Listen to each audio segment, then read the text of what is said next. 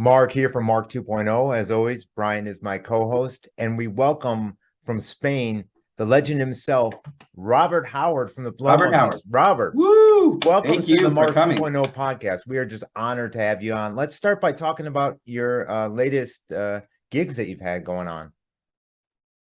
I had the last gig I did was a very strange one. It was in Liverpool at a place called Pontins. But I've just come back from Tangiers for a few days with my sister who lives in Australia. So we went over there for a little break because you can get the boat over from Tarifa here in southern Spain. What's it like over there right now? In where, in Tangiers? Yeah. Well, I love it. One of the reasons that I moved to Andalusia here was that it reminded me of that kind of North African culture. Oh. Lovely, lovely people, very easygoing.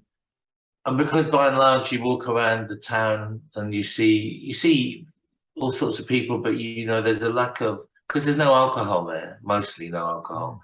It feels like a safe environment, as opposed to walking around some sort of town in the UK at that time. So it's got a good vibe. I've always loved it. I don't speak the language. My wife speaks a bit of Arabic, so that helps. But I just I really took to it. I really love the people, and obviously I love the music. It's fascinating. I would love to visit there.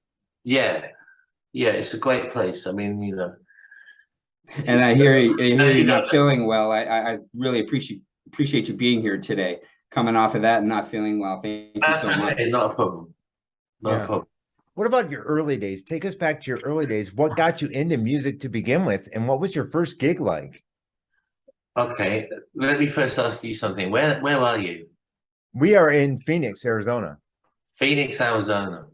Yeah. Right. Okay. Oh, that's interesting. Yeah, we played in Phoenix, Arizona. Where did you play at?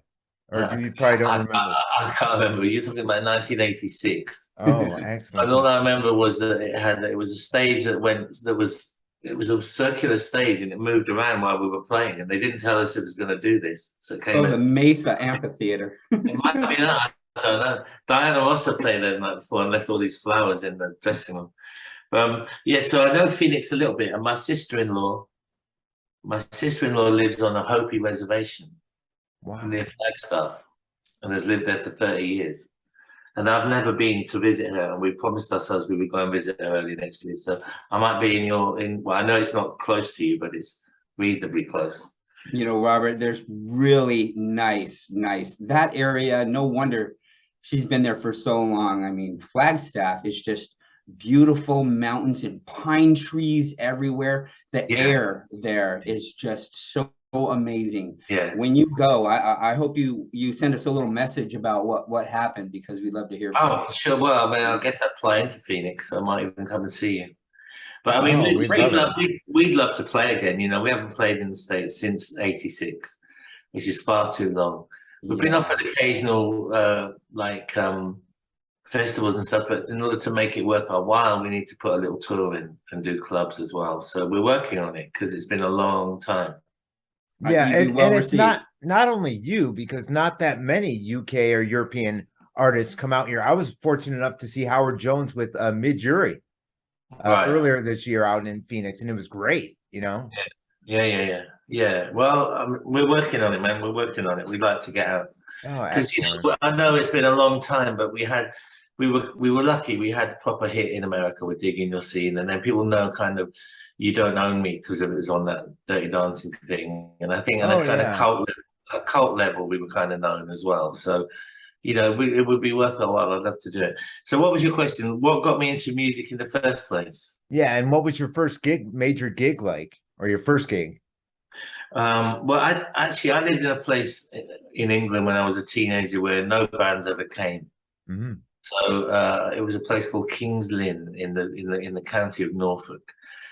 And two things that I remember about that really were that I just immersed myself in my sister's record collection, sister being 10 years older, and two sisters.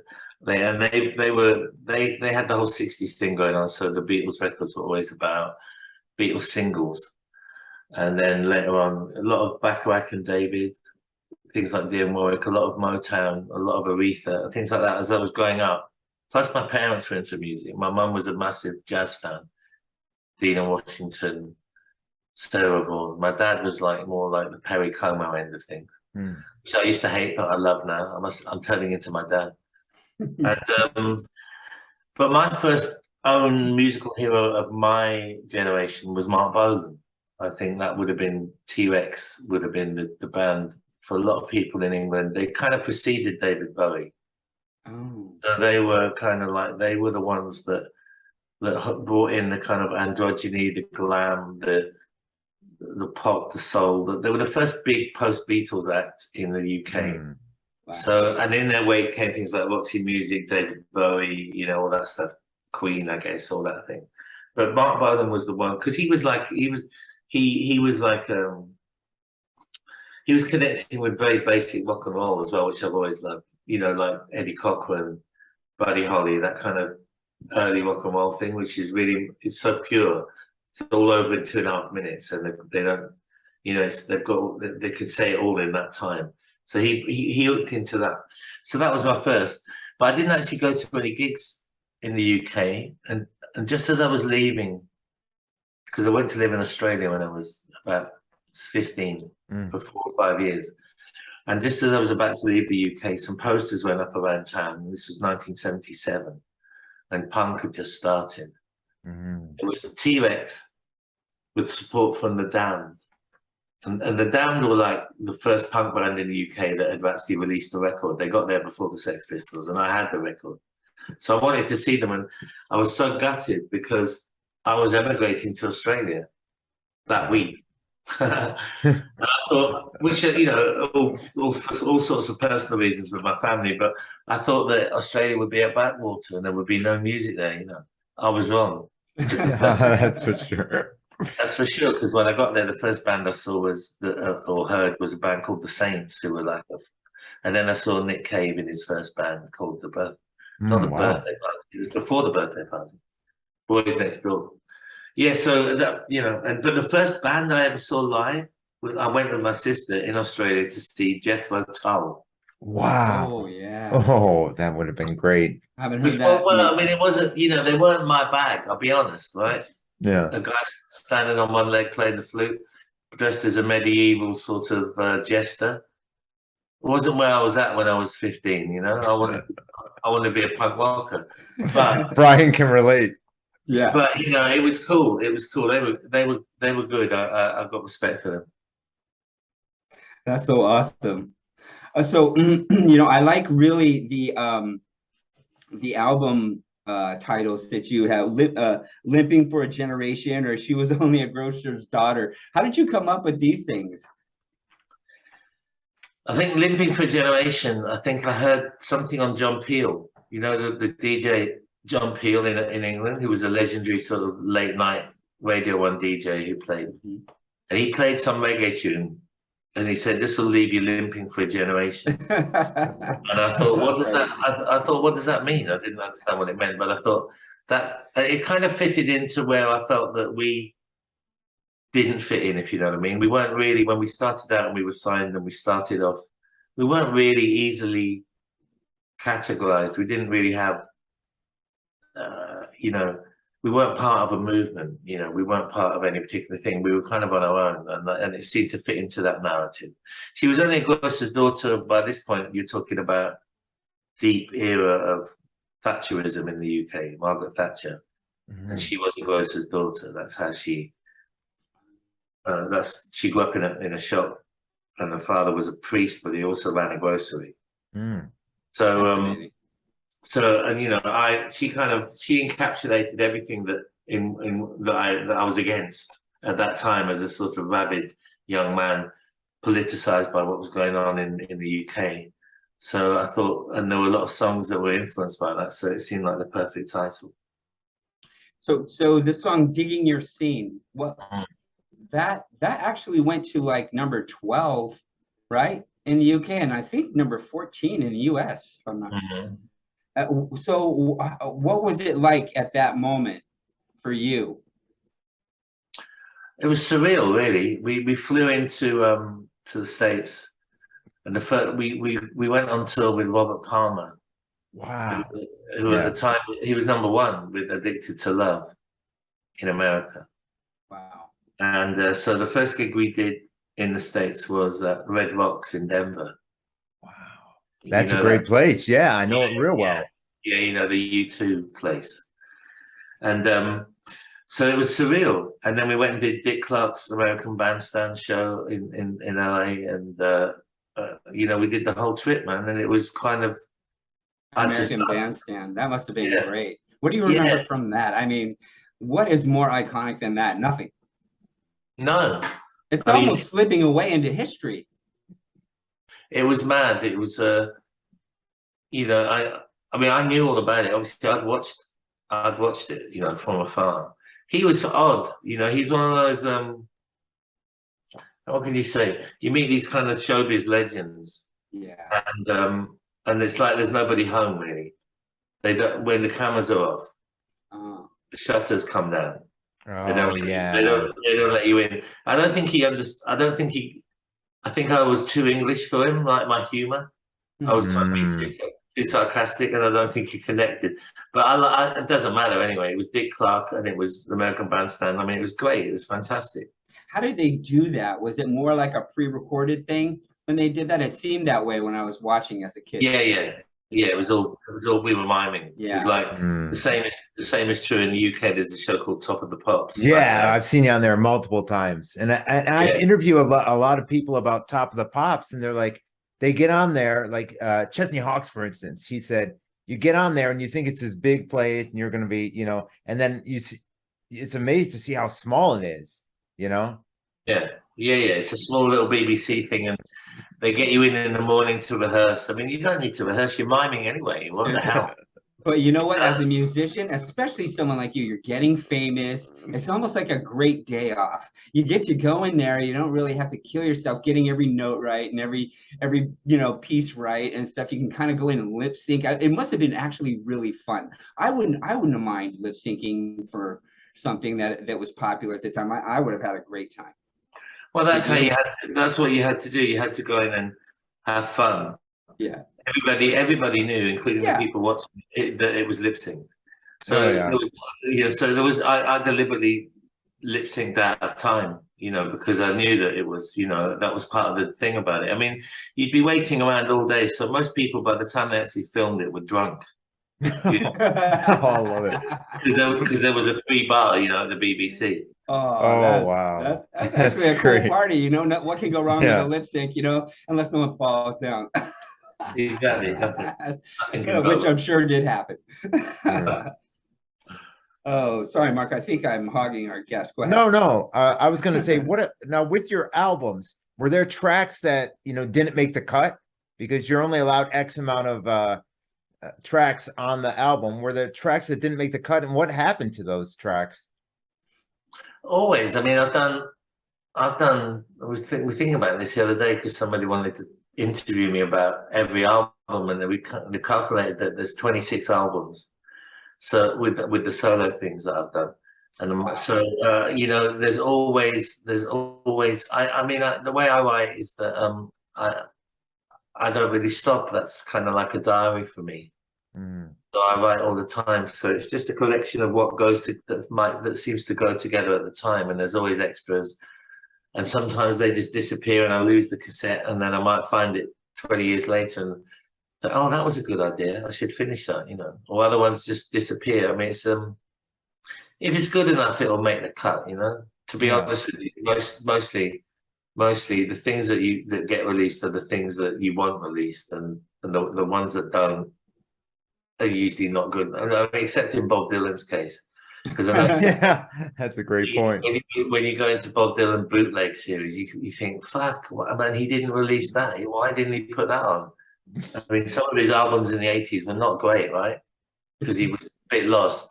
But some of the things that he didn't put on there in those years are astonishing. You know, he's like the Picasso of songwriting, and he left it off, and you wonder what was going on in your head. You know, maybe there were outside forces at work there. Who knows? You know what I like today, Robert, is the fact that the artist can kind of sidestep all that. Some of my most favorite people that I listened to today, I found like on YouTube. Yeah. And so how is that effect in the UK? Is that really big like out here now? Yeah, I mean, I've got a Patreon site that I do things through, and I do a lot of, you know, stuff like this, talking to people direct. We're not signed to a record company, so if the Blow Monkeys make an album, I'll put it out myself through a digital distributor. So I kind of control that artwork. I get it on Spotify, I get it everywhere. So in a way, you know, it's quite powerful. I mean, obviously you don't get the kind of record company push behind you. You don't get the marketing and all that. But at this point, I'm not really interested in that anyway. I mean, I think record companies are really good for young bands or young artists that need help. But if you've got any kind of history and some kind of presence on the internet, you can make that yourself. You can take that as a beginning and start to make and start to do that. And I've enjoyed that process a lot. It's a lot of work. I mean, I spend a lot of time doing stuff. I had to learn how it all works, you know, bloody, you know, all the technical stuff. But actually I really enjoy it, you know, and I think it's democratized the music industry to some extent. And I have no issues with it. I enjoy it. I know some people don't. I mean, you know, it's not great in terms of kind of making money. You know, streaming's never going to make you rich unless, you know, I mean, you're not going to. It's very tough. But it's kind of like the old days now. You go out and play live, you know, and you sell vinyl and you sell T-shirts and you cultivate your own fan base, and that's great. And obviously, occasionally something might break through on the radio. We had one last year from a new album that we did called Journey to You, called Time Storm, and that kind of broke through out of the blue, you know. So that's great. So you just never know. That's so awesome. And you come from, well, I want to kind of ask you, this is such a drastic change from the MTV time. And so when MTV was starting to make videos and you were making videos, what was going on and what was the experience like? Because that was a whole new thing that was just emerging. It must have been very, very exciting. It was weird because when I started out as wanting to be a musician, I never thought about making videos. And all of a sudden, by the time we get to the point where we're making records and the record company comes on, they say, well, the video is really as important now as the record, especially in the time of MTV. So then we're spending as much on these videos as we are making the records. And of course, I'm the front man, so I'm having to sort of do that. I'm not complaining, but it wasn't something that I envisaged doing. But I took to it, as you can see. Yeah. I enjoyed it. I thought, well, I might as well enjoy this. But, you know, you spend a lot of money on making videos, and sometimes if MTV didn't like them, that was it. There was no internet. There was no other place to go. Oh, that's a good point. Yeah. So they had too much power, basically. And another thing too, I had Greg Kane of Hue and Cry on here, and he brought up another great point. You look back on these music videos and you're like, we spent that much money on that? You know, like it comes out at least maybe in today's time or even back then, you know, the artist says, we spent that much money on that and it looks like that, you know? Yeah. Like they weren't impressed, you know what I mean? Yeah, yeah. And we're still paying it off. Wow. And it became so big, like you said, people were just throwing buckets of money hoping for a return at that. That's a very good point that you made. Yeah, they did, you know, but it was fun. But, you know, we reached the kind of apotheosis of that when we made a video with a guy called Julian Temple, who's, you know, he's great. He's a really brilliant documentary maker now on music. Wow. But he's making music videos, and it cost us nearly 100 grand, and this would have been back in '88. So that's more than we spent on the record. Wow. And in this case, MTV took one look at it and said, "No, it's not for us."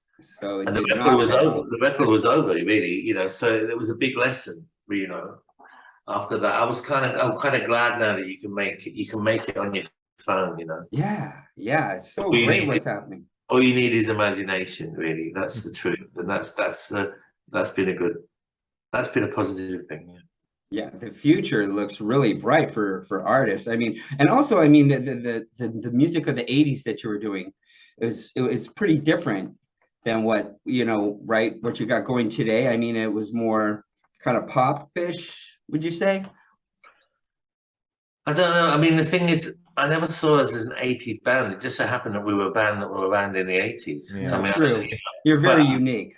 but at the same time, you know, obviously there were certain sounds. I mean, on Digging Your Scene, what happened was that the thing called the Lindrum took over.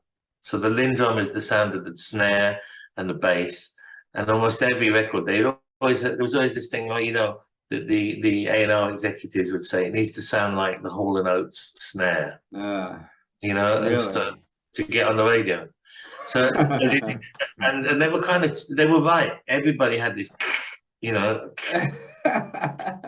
and it wasn't until kind of hip hop came through later, when they'd been sampling things like James Brown, that kind of natural drum sound was reintroduced into pop music. Thank God. So we were part of the '80s in as much as that we did use the Lindrum, and once you'd used the Lindrum, it was very difficult to go back. And that's really synonymous with that sound. So we don't sound like that anymore, but it's basically the same thing that's going on. It's my writing, and, you know, we guitar, and it's Mick on bass, and it's Neville on saxophone. You know, it's the same thing. It's just, you know, we've got a wide palette. We like to sort of just take it where we can. There's no point in making the same records, really. Yeah. You know, we're not gonna, you know, there would be no point. It wouldn't suddenly catapult us back into kind of the charts and the public imagination and all that. That's not what I want. I just want to be able to play, to carry on playing live, for the band to function, for there to be enough people who are interested in it for us to carry on making music. And that's a beautiful thing. That's all I really want out of it all. That's awesome. So you really like the live thing. I know you like writing songs. You obviously have a lot of songs, and you're a really hard worker, but you seem to like to really connect. You keep saying live performances. So that's really what really gets you up every day. Yeah, I think so these days, because, you know, we're not getting any younger, so I'm aware of the finite nature of what it all is. And so things that used to bother me about playing live, the kind of repetition, the hanging around, the travel, blah blah blah, I don't let them get me down now. I really enjoy them, because I'm aware that, you know, who knows. So and, you know, there's still the thrill. The best thing is playing to an audience. The most exciting thing is when you hit a new song and you see that people are digging it. Oh yeah. And then you play something they know, and they're dancing, and it's a lovely feeling. I mean, that's what COVID taught us, that we need that kind of communal experience as human beings. And when we denied that, we lost. We need those kind of celebrations and those kind of festivals together. So I love playing live. Yeah, I you know, we've got a whole bunch of gigs in October coming up. Yeah, it really fuels me. You know. It keeps me going. Now, what about when you became a solo artist? What was the difference between that and being with the Blow Monkeys? And what were some of your favorite singles? What were the differences, of course? One of my favorite singles is Circular Key. I really like that song. Yeah. Thank you. Yeah, that was a period where when the band finished the first time, I moved out of London. I moved into the country. I had a young family, had 2 kids, my wife, and so our life had changed. A lot of things had changed, and I had a lot of growing up to do, I think, as well, to be honest, as a human being. But I also had a lot of listening to do, because I'd sort of gone through that whole '80s thing, and it was like a blizzard, you know. Once we started, it never stopped, and I was on it.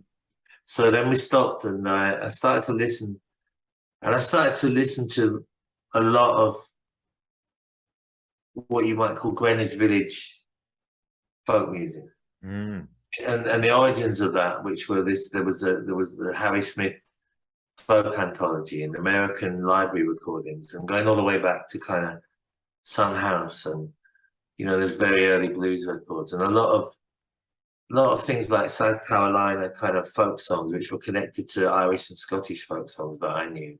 So a lot of it was like reconnecting with my roots. Mm. So basically, I just picked up the acoustic guitar and I learned a few things about different tunings, and you know, and I was listening to people like there's a guy called Fred Neil that not many people know, but he was a proper Greenwich Village stalwart. He wrote "Everybody's Talking," which was covered by other people. So he made so much money out of that he just retired on that one song. But he was a great writer. People like Tim Hardin, and obviously Dylan, you know, who I'd known about Dylan, but I hadn't. You know, one day I was in a car on a long car journey, and my wife had left the cassette of Desire, Dylan's album called Desire, and I put that in, and from that moment on, I think my life changed because I was so transfixed by it that I had to get everything that he'd ever done. And of course, Dylan leads you on to, it's like an archaeological dig. It leads you way back, all the way back to when before people were recording, you know, when there were minstrel shows and you know what I mean? And of course, in the UK, it was old folk songs that were. So I was really digging deep, and then I did my first solo album called Realms of Gold, which has got Circular Key on. So that was quite a big shift, and I was doing gigs where I was just turning up with the acoustic guitar in the back of the car. Off we'd go, and I was playing these kind of clubs, and it was about as different as you can get from the Blow Monkeys. So. And it was only a year or two afterwards, you know. So a lot of people were coming in and expecting to see, oh, that guy from with all the makeup on and dancing about and a bit. And there was a guy that wasn't like that. I was just sitting on a stool with an acoustic guitar, and so I needed to go. You know, I needed to do that for my own mental health, really, for my own growth. Is to take it somewhere else. So that's what I kind of continued to do through most of the 90s. I also got into production. I produced Beth Orton. I worked a lot with Paul Weller, you know, and that kind of stuff. I was playing bass with him. I was just enjoying myself, really. I mean, you know, there were moments that were tough. I missed being in a band. I missed the camaraderie of that. But I enjoyed the freedom immensely of just being able to turn up, not have a set list, just have acoustic guitar and think, right, here we go, let's see what happens tonight. So you've done so many great live performances and different kinds of performances. I know it might be hard, but is there anything really memorable you'd like to share about these? Any one or two live performances? Well, there was one that springs to mind. I was playing with Paul Weller quite a bit, and he played the Albert Hall, which is a big iconic. Oh yeah, Royal Albert Hall. Yeah, it's a massive. And he said, and he just sacked his bass player. He was always sacking his bass players. So he said, would I play bass for him? Because he'd heard me playing bass. So I said, sure. So I enjoyed that. It was quite nice to be in someone else's band and just sit back and play bass. Also, I love Paul's music, so it wasn't hard. But he said before, I was already booked to do the support for him. So I went on at the Albert Hall, just acoustic guitar. And I did 45 minutes. And the Albert Hall is so iconic. And when you walk out, you're surrounded by, you know, people in this Elizabethan theatre. Wow. You can hear a pin drop. It's made for playing acoustic guitar. In fact, I could have done it without a PA and they would have heard me because it was built for that. Wow. And I was, you know, I don't normally get nervous, but I was a little bit nervous because this was like, you know, if I break a string, I'm fucking, you know what I mean? I just got acoustic guitar and there's all this. Anyway, it went well. I did 45 minutes and then I came out and played with him. And as soon as the drummer started playing, I couldn't hear it. There's so much echo and ricochet in this place that I didn't know which drums I was meant to follow. They were just, I just had to watch him, you know, where he was hitting the snare. Again, it was a memorable gig for both things, and that was one that will always stay with me because it's such an iconic venue. I never thought I'd play there. Well, there's been so many great events there, concerts there. I remember there's a video of Behind Blue Eyes, and The Who is with Bryan Adams. Bryan Adams is singing it.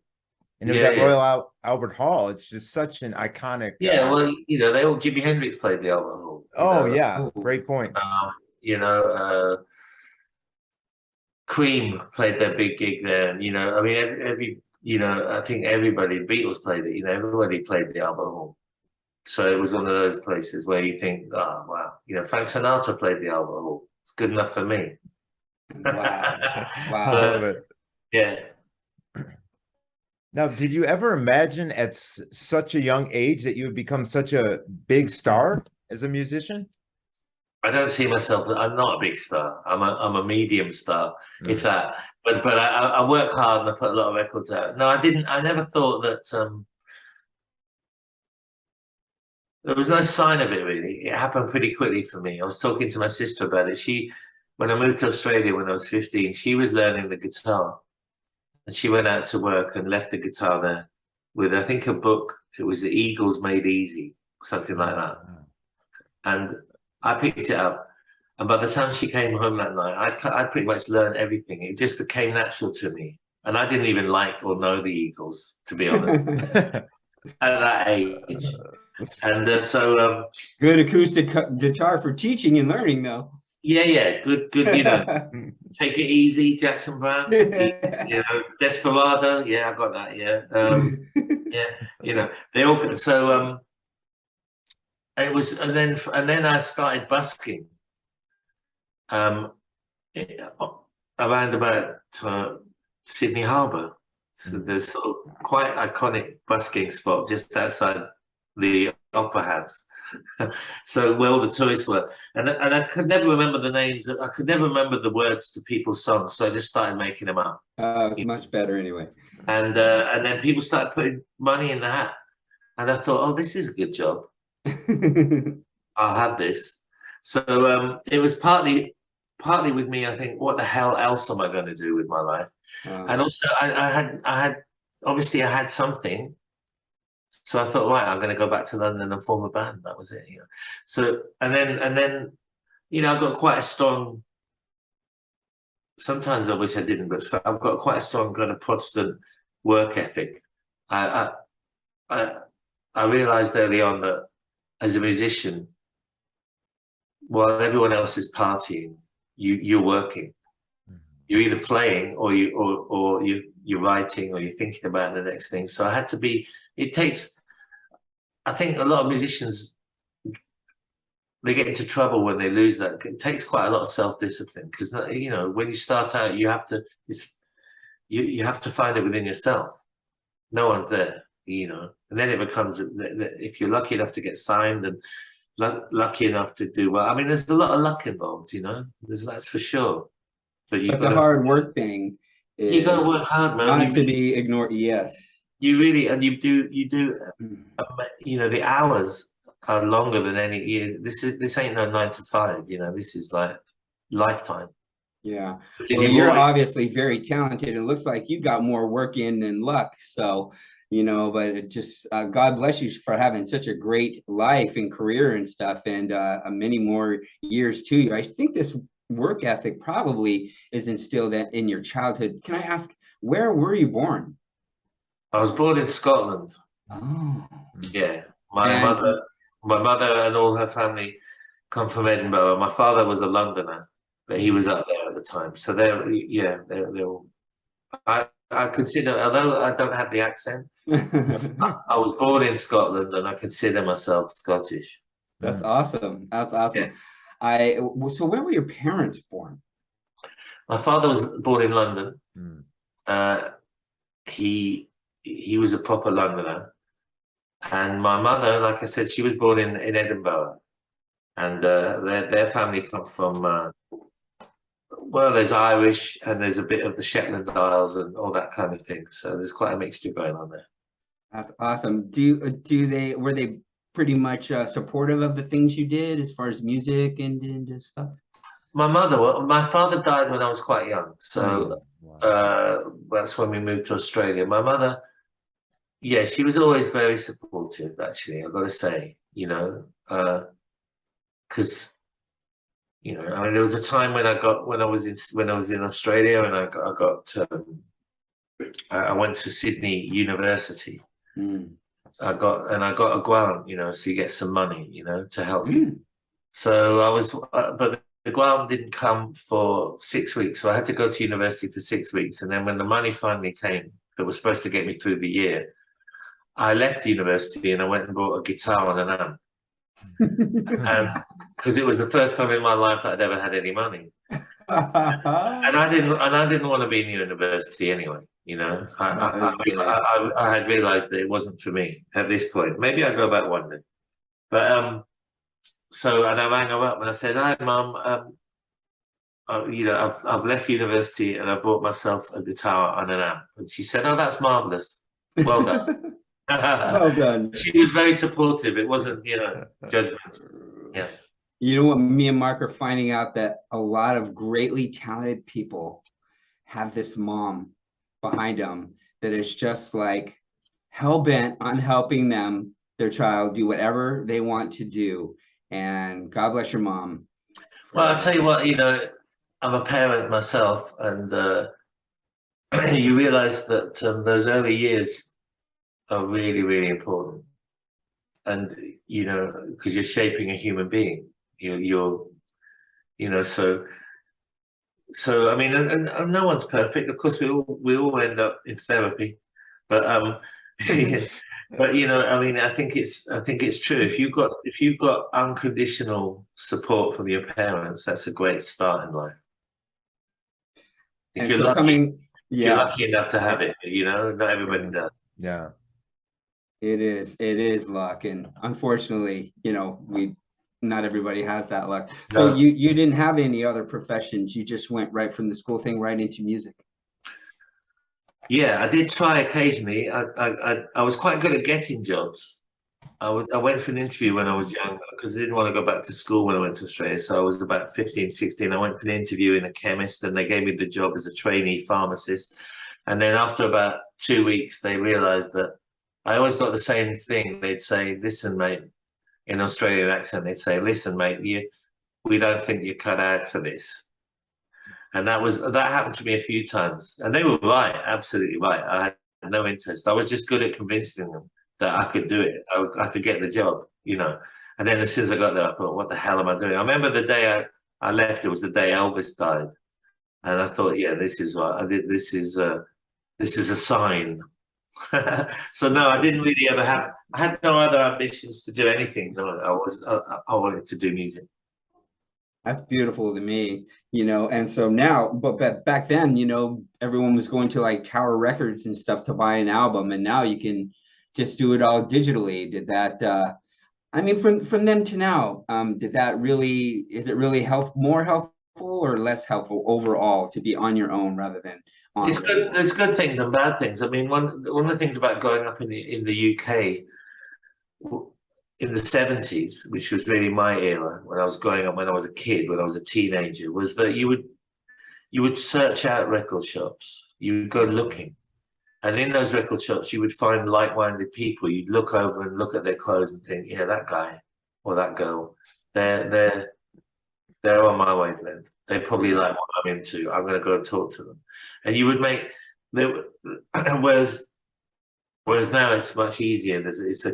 Although it's remote, everybody can get anything anytime. And there were great things about that. If I want to put something on Spotify, like, that's so well said. That brings back so many memories. Yeah, it really does.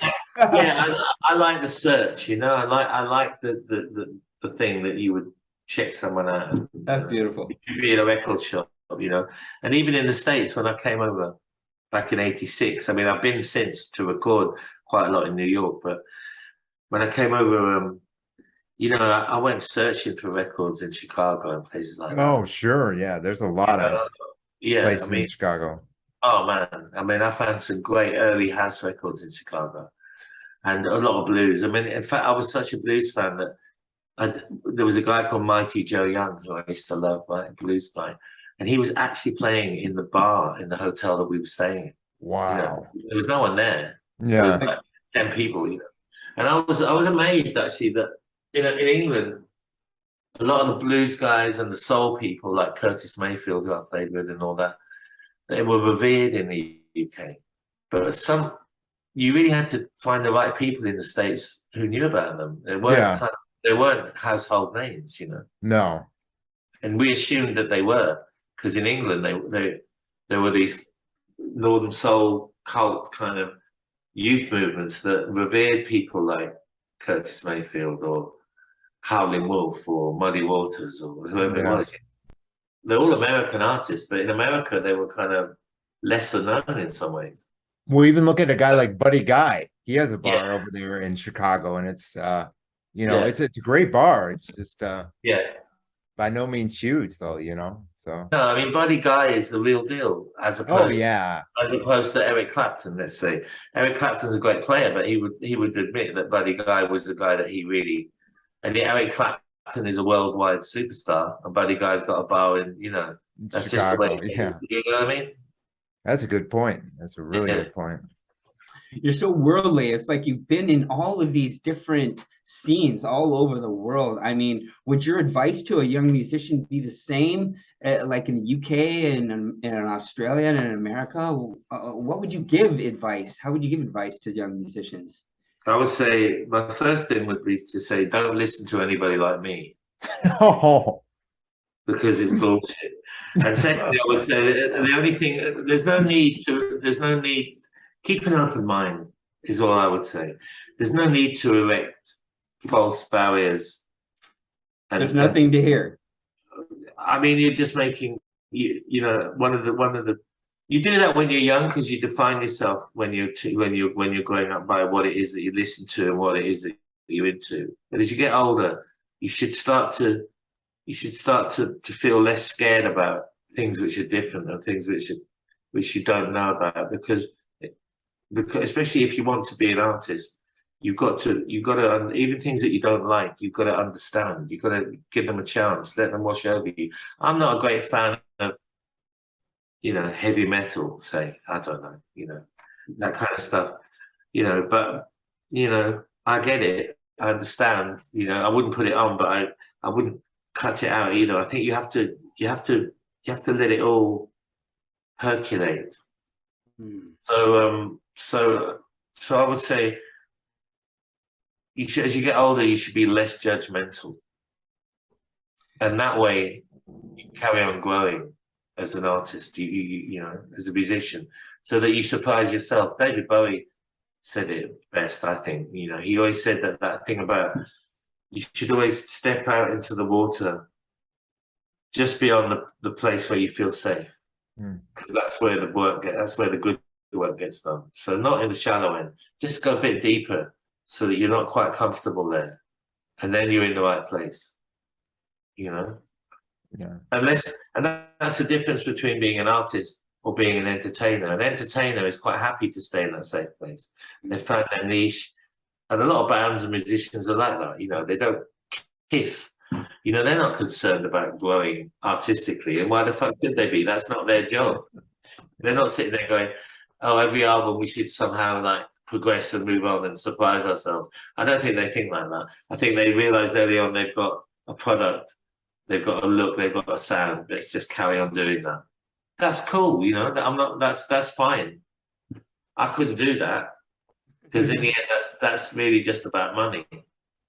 Yeah. In the end, because you have to keep it going. Yeah. So I don't mind. I've had periods where people have ignored me. I put a solo album out and it's completely ignored. And yet I know that might be the best thing I've done, or there might be 2 or 3 tunes on there. And as long as I know that, I'm cool with that. And then 10 years later, somebody writes an article and says, yeah, that album that nobody paid any attention to, you know, it comes around if it's good enough. But you have to feel that about it yourself first, I think. Yeah. That's just me, though. I'm not saying that's the rule for everyone. But that's been a good thing for me.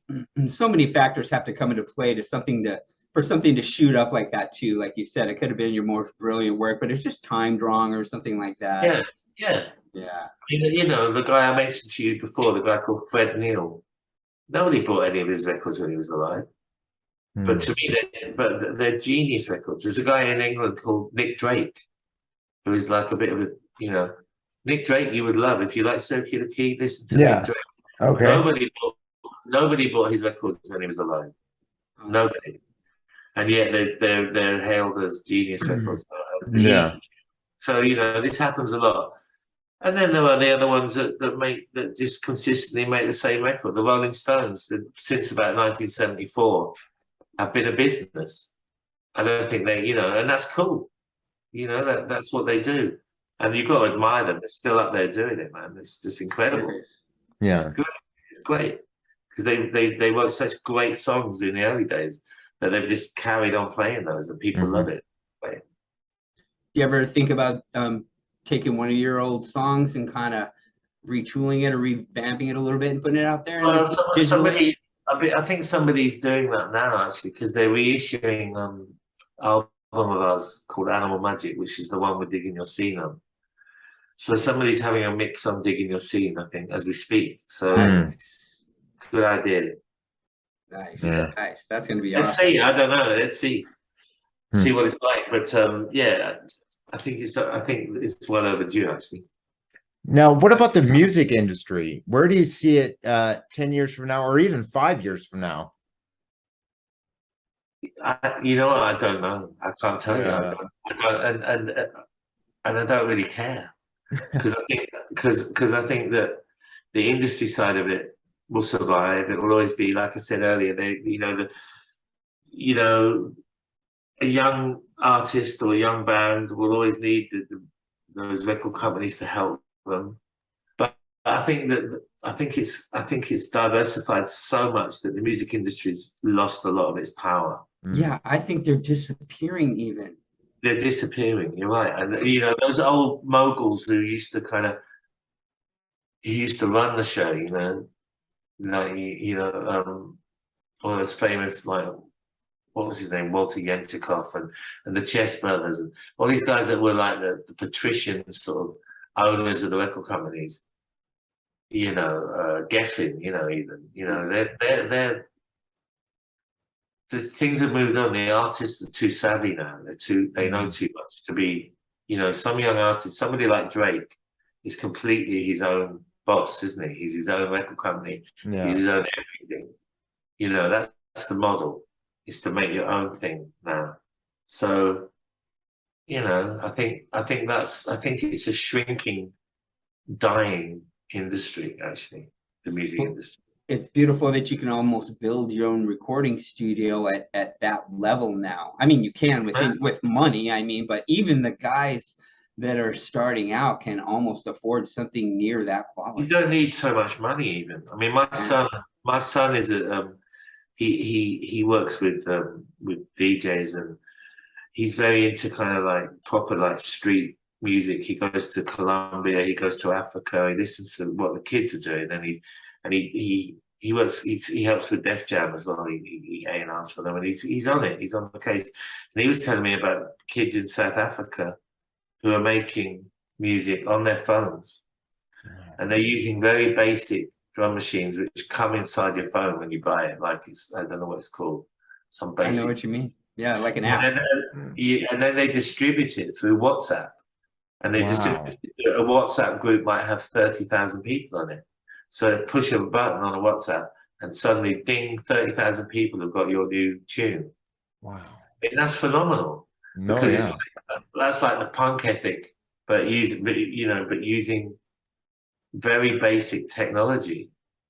I think the thing is called Fruity Loops, the actual drum machine. So it's a basic bullshit drum machine that comes free with a very cheap phone. And I love the idea that they can do this, and then they can distribute it through WhatsApp. Not through, they don't have to give 50% or 100% of their music away to Universal. They can do it themselves. And so it goes. So that's good.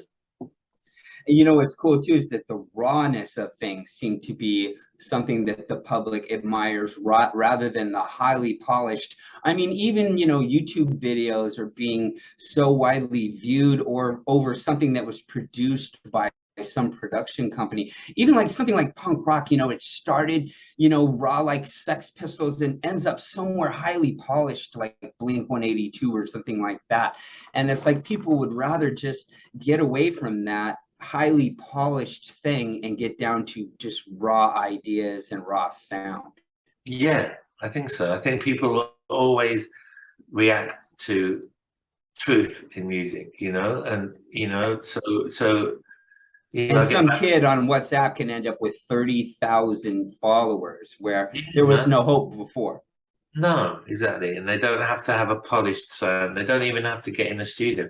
When I was growing up, you couldn't get in a studio. The apparatus were owned by the record companies. In order to get demo time, you know, I had to slog around the publishers with an acoustic guitar and play the songs to people before somebody would give me like 2 hours in the studio because it was so expensive. And now, I mean, I'm here, you know, but I've got a tiny little keyboard.